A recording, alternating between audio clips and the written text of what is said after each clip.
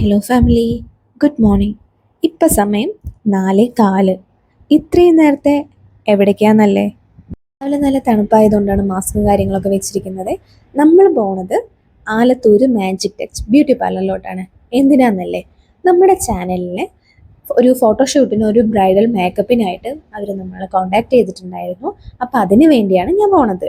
ഒരു കല്യാണത്തിന് ലാക്മയുടെ ഒരു കോമ്പാക്ട് പൗഡറും ലാക്മയുടെ ഒരു ഐക്കോണിക്കും മാത്രം യൂസ് ചെയ്ത് കല്യാണം കഴിച്ച ആളാണ് ഞാൻ. കാരണം ഒരു സാധനം, ഒരു പ്രൊഡക്റ്റും എൻ്റെ കല്യാണത്തിന് പോലും ഉപയോഗിച്ചിട്ടില്ല.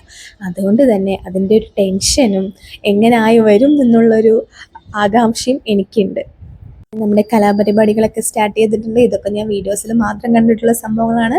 നമ്മുടെ ദീപ്തി ചേച്ചി അടിപൊളിയാണ്, ആള് നല്ല ഫ്രണ്ട്ലി ആണ്. നല്ല ടെൻഷനും കൊണ്ടാണല്ലോ ഞാൻ വന്നത്. പക്ഷെ അത് മുഴുവൻ ആള് നമ്മളോട് സംസാരിക്കാൻ തുടങ്ങിയപ്പോൾ എവിടേക്കാ പോയി എന്നറിയില്ല. ആൾ അടിപൊളിയാണ് കേട്ടോ. അങ്ങനെ അവിടെ എത്തുന്ന സമയത്ത് ദീപ്തി ചേച്ചിയും തൻസി താത്തയും മിഥുനാണ് ഉണ്ടായിരുന്നത്. ദേ കണ്ടില്ലേ, വേറൊരാളായി മാറി ഞാൻ.